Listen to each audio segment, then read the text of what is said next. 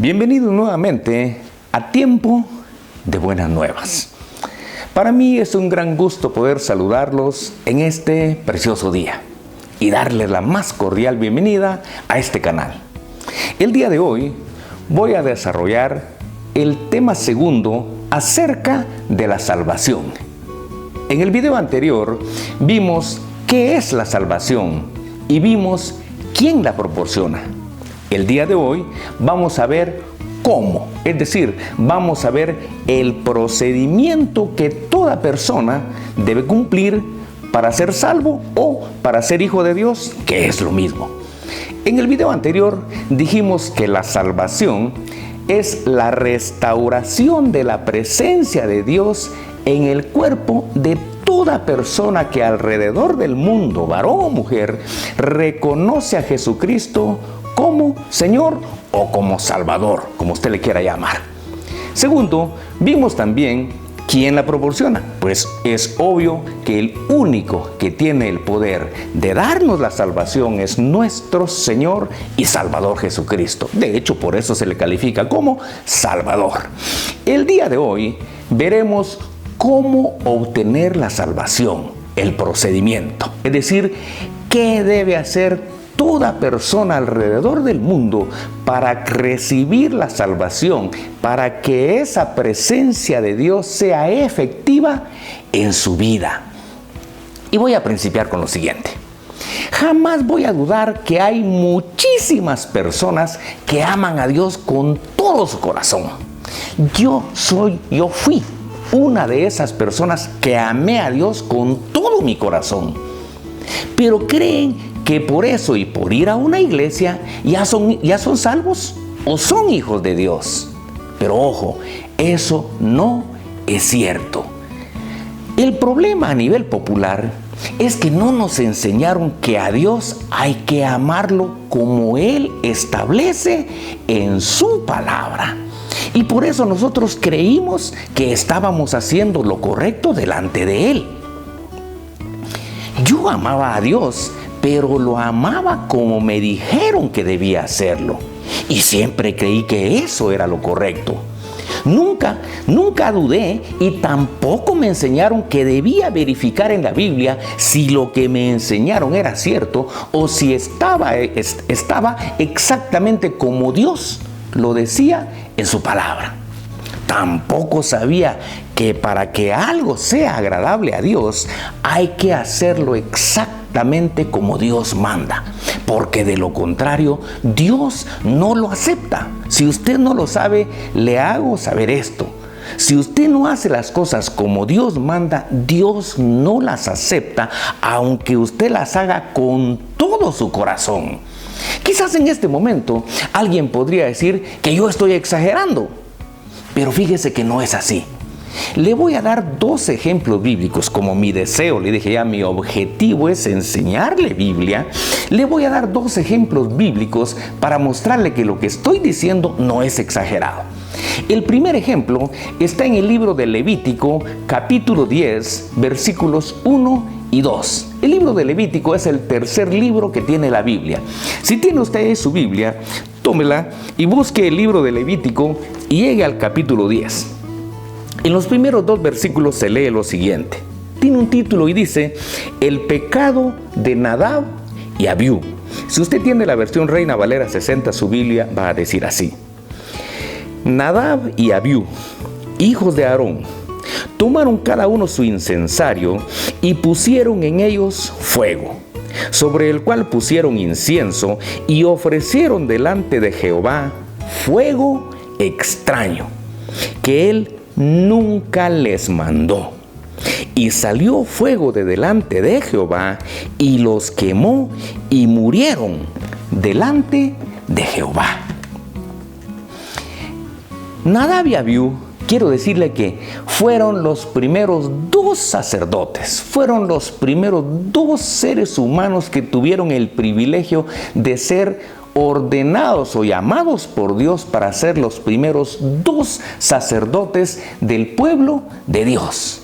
Sin embargo, A pesar de que estos dos sacerdotes sabían perfectamente cómo debían presentar las ofrendas ante Dios, es decir, que ellos sabían el procedimiento enseñado por Dios mismo. Dice, usaron fuego extraño. Un día de tantos se les ocurrió hacer algo diferente y la Escritura revela que usaron fuego extraño. Es decir, que usaron un fuego, dice, que no fue autorizado por Dios. ¿De dónde lo tomaron? La Escritura no pierde tiempo en decir de dónde lo tomaron. Normalmente, cuando los sacerdotes presentaban el sacrificio o la ofrenda, Dios se manifestaba con una llama de fuego y quemaba el sacrificio o la ofrenda.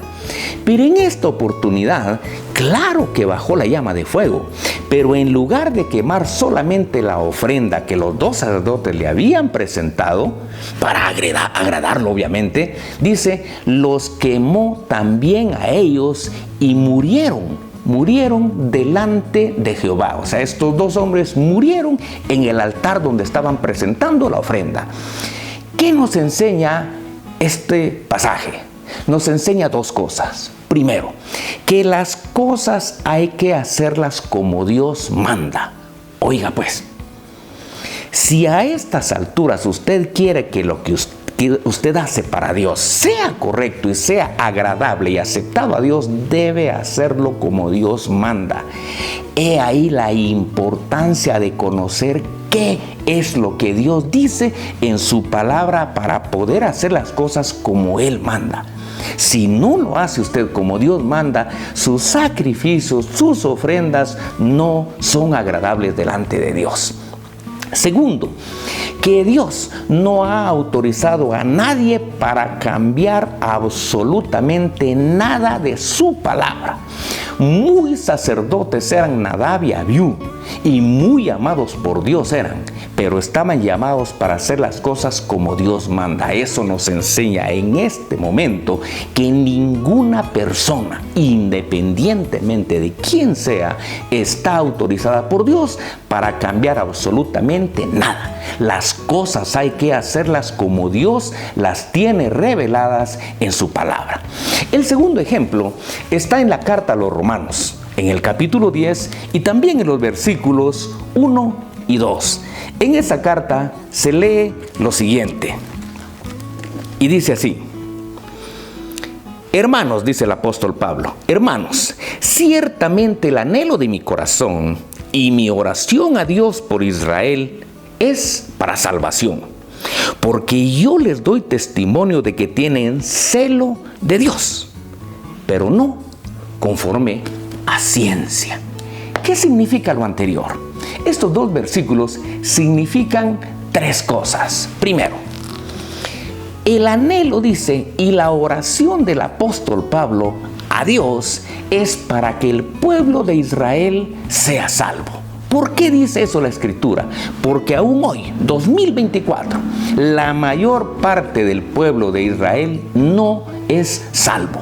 Segundo, el mismo apóstol Pablo, como judío, dice, testifica que los judíos tienen celo de Dios. Usted sabe que el celo es un amor hasta enfermizo. Sí, los judíos aman hasta en forma enfermiza al Dios de Israel. Y tercero, dice, pero el amor de los judíos, dice el apóstol Pablo, no es conforme a ciencia. ¿Qué está diciendo el apóstol Pablo cuando dice que el amor de los judíos no es conforme a ciencia? Está diciendo que a pesar de que los judíos aman a Dios con todo su corazón, pero no lo aman conforme a la revelación final. Y muchísimos creyentes actualmente aman a Dios, eso es innegable, claro que aman a Dios, pero están en la misma situación que se encuentran actualmente los judíos. ¿Por qué? Porque aman a Dios, pero no lo aman conforme a la revelación del Nuevo Testamento, conforme a la revelación final de Dios. Según esa revelación final, el amor a Dios actualmente debe demostrarse única y exclusivamente por medio de la fe en Jesucristo. Lo voy a repetir. Actualmente el verdadero amor a Dios debe demostrarse única y exclusivamente por medio de la fe en Jesucristo. 2 palabritas, fe en Jesucristo.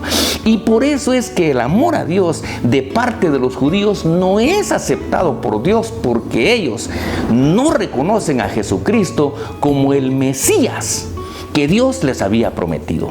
Acerca de la salvación por fe, en Efesios 2, 8 y 9 se lee lo siguiente. Si tiene ahí su Biblia, busque Efesios capítulo 2, versículos 8 y 9, y ahí se lee lo siguiente. Porque por gracia sois salvos por medio de la fe. Y esto no de vosotros, pues es don de Dios, no por obras, para que nadie se gloríe. Esta cita nos dice claramente que la salvación es por fe, pero nos aclara que la fe no es parte del hombre, es un don que recibe de parte de Dios. La salvación, dice, es por fe, no por obras, para que nadie se gloríe. ¿Qué significa realmente eso? Significa que la salvación, que dijimos que es la restauración de la presencia de Dios en una persona, no se obtiene siendo buena gente, como decimos a nivel popular. Muchas personas, cuando ven que alguien es buena gente, dicen, esa doña fulana o don fulano ya se ganó el cielo. Fíjese que no es cierto. La salvación, que es la restauración de la presencia de Dios, no se lleva a cabo por buenas obras, sino se lleva a cabo solamente poniendo nuestra fe en nuestro Señor y Salvador Jesucristo. Eso es lo que se dice en Romanos capítulo 10, versículos 9 y 10. Si tiene ahí su Biblia, regrese a Romanos capítulo 10 y vamos a leer los versículos 9 y 10, donde se lee lo siguiente. Dice que si confiesas con tu boca que Jesús es el Señor, dice, y creyeres en tu corazón que Dios le levantó de los muertos, serás salvo. Porque con el corazón se cree para justicia, pero con la boca se confiesa para salvación. ¿Qué significan estos 2 versículos? Lo anterior revela que todo ser humano, para obtener o para recibir la salvación, debe hacer 2 cosas simples. Primero, dice, confesar con la boca, y segundo, creer con el corazón. Precisamente por eso dice el versículo 9, que si confesamos con nuestra boca que Jesús es nuestro Señor y creemos en nuestro corazón que Dios lo resucitó de los muertos, somos salvos. Dice, ¿por qué? Porque con el corazón, dice, se cree para justicia, pero con la boca se confiesa para salvación. Simple, eso es lo único que tiene que hacer el ser humano. Eso sí, debo aclarar que reconocer a Jesucristo como Señor es exactamente como casarse. Después de leer todos nuestros derechos y obligaciones, el abogado hace 2 preguntas. Primero, al marido o al futuro esposo, y dice, a mí, por ejemplo, el abogado me dijo, Mario Rubilio, ¿acepta usted a Glenda Yanet como su legítima esposa? Y yo con mi boca confesé y dije, acepto. Pero después se le hizo la pregunta a Glenda y el abogado le dijo, Glenda Yanet, ¿reconoce usted a Mario Rubilio como su legítimo esposo? Y Glenda con su boca confesó y dijo, acepto.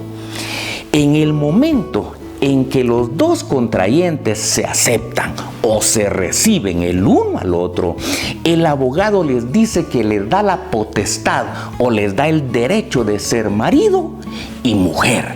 Exactamente lo mismo se revela en Juan 1:11 y 12, donde se lee lo siguiente. Si tiene ahí su Biblia, acompáñeme a Juan capítulo 1, y versículos 11 y 12. Ahí se lee lo siguiente y dice: a lo suyo vino. Hablando de Jesucristo dice: a lo suyo vino, y los suyos no le recibieron. Oiga, mas a todos los que le recibieron, a los que creen en su nombre, les dio potestad de ser hechos hijos de Dios. La cita anterior revela dos cosas. Cuando dice que Jesucristo a lo suyo vino, está diciendo que Jesucristo vino a su pueblo, al pueblo de Israel. Sin embargo, también testifica de que el pueblo de Israel, dice, no lo recibió. Pero en el versículo 12 dice: mas a todos los que le recibieron, dice, a los que creen en su nombre, dice, les dio potestad de ser hechos hijos de Dios. Póngale atención a esto y dice que a todos los que le recibieron, a todos los que confesaron a Jesucristo como su Señor, dice, Jesucristo les dio potestad de ser hechos hijos de Dios. En el momento en que una persona reconoce a Jesucristo como su Señor, en ese momento, dice, Jesucristo le da la potestad de ser hecho hijo de Dios. Sí, la potestad de ser hecho hijo de Dios o la potestad de ser salvo, escuche, no la da una iglesia, no la da una religión. La potestad de ser hecho hijo de Dios, la potestad de ser salvo, la da única y exclusivamente Jesucristo. Esta es la razón por la cual todo ser humano, todo hombre natural que quiera ser parte del reino de Dios, lo que tiene que hacer es confesar, con fe por supuesto, a Jesucristo como su Señor. Tal como ya dije, recibir a Jesucristo como Señor, bíblicamente es un matrimonio, solo que es un matrimonio espiritual. Por eso, en 1 Corintios 6:17 se lee lo siguiente. Si tiene usted su Biblia, acompáñeme y leamos 1 Corintios 6:17, donde se lee lo siguiente: pero el que se une al Señor, un espíritu es con él. Oiga, qué interesante. Pero el que se une al Señor, un espíritu es con él. La cita anterior dice muy claro que la persona que se une al Señor, varón o mujer, en el momento en que confiesa, en el momento en que recibe a Jesucristo como su Señor o como su Salvador, dice, se convierte en un espíritu con Él. Eso es lo mismo que se lee en Génesis 2:24, donde dice, por esto, el hombre dejará a su padre y a su madre y se unirá a su mujer y serán una sola carne. Sí, serán una sola unidad. En el matrimonio, cuando uno se casa, se convierte en una sola unidad delante de Dios. Pero acá también, en el momento en que un varón o una mujer, confiesan a Jesucristo como su Señor, se hacen un solo espíritu con Él. Por lo tanto, oiga mi explicación. Del mismo modo que al casarse, el marido dedica su vida exclusivamente al cuidado, al amor y al servicio de su esposa, y la esposa dedica su vida exclusivamente al amor, al cuidado y al servicio de su marido, asimismo, un cristiano debe dedicar su vida exclusivamente al servicio, al amor, al cuidado de Jesucristo. Nuestro amor, nuestra adoración, nuestra alabanza debe ser única y exclusivamente para nuestro Señor y Salvador Jesucristo. Nuestra boca no tiene que mencionar el nombre de nadie más que no sea nuestro Señor y Salvador Jesucristo. Del mismo modo que el esposo no espera que de la boca de su esposa salga el nombre de otro hombre, ni la esposa espera que de la boca de su esposo salga el nombre de otra mujer para decirle mi amor, por ejemplo, Jesucristo espera exactamente exactamente lo mismo de nosotros. Alguien podría decir en este momento, ¿y por qué solo Jesucristo? La respuesta está en Hechos 4:12, donde se lee lo siguiente. Y dice esto. Si tiene ahí su Biblia, tome su Biblia y busque Hechos capítulo 4, versículo 12, donde se lee lo siguiente. Y en ningún otro hay salvación, porque no hay otro nombre bajo el cielo dado a los hombres en que podamos ser salvos. Oiga qué interesante, dice, en ningún otro hay salvación. Quiere decir que no hay otra persona que pueda darnos la restauración de la presencia de Dios en nuestro cuerpo, nuestra vida, que no sea Jesucristo. ¿Por qué? Dice, porque no hay otro nombre bajo el cielo y que haya sido dado a los hombres en que podamos ser salvos. Precisamente por eso de nuestra boca, nuestra alabanza, nuestra entrega, nuestra fidelidad debe ser única y exclusivamente a nuestro Señor y Salvador Jesucristo. Así que, si al día de hoy usted ama a Dios como muchísima gente, pero no había entendido por qué hay necesidad de reconocer a Jesucristo como Señor y no lo había hecho, es mi responsabilidad decirle en este momento que usted no es salvo, que usted no es hijo de Dios. Pero hoy puede ser su día de salvación. Hoy puede ser el día en que usted le permita a Jesucristo convertirlo en hijo de Dios. ¿Por qué digo que le puede permitir? Porque Dios es un caballero y jamás va a entrar si el hombre no lo permite. Si usted, allá en la intimidad de su casa, en la intimidad de su hogar, desea reconocer a Jesucristo como su Señor, repita conmigo una pequeña oración. Lo que tiene que hacer es solamente repetir una pequeña oración. Si no desea hacerlo, no lo haga. Dios no obliga a nadie.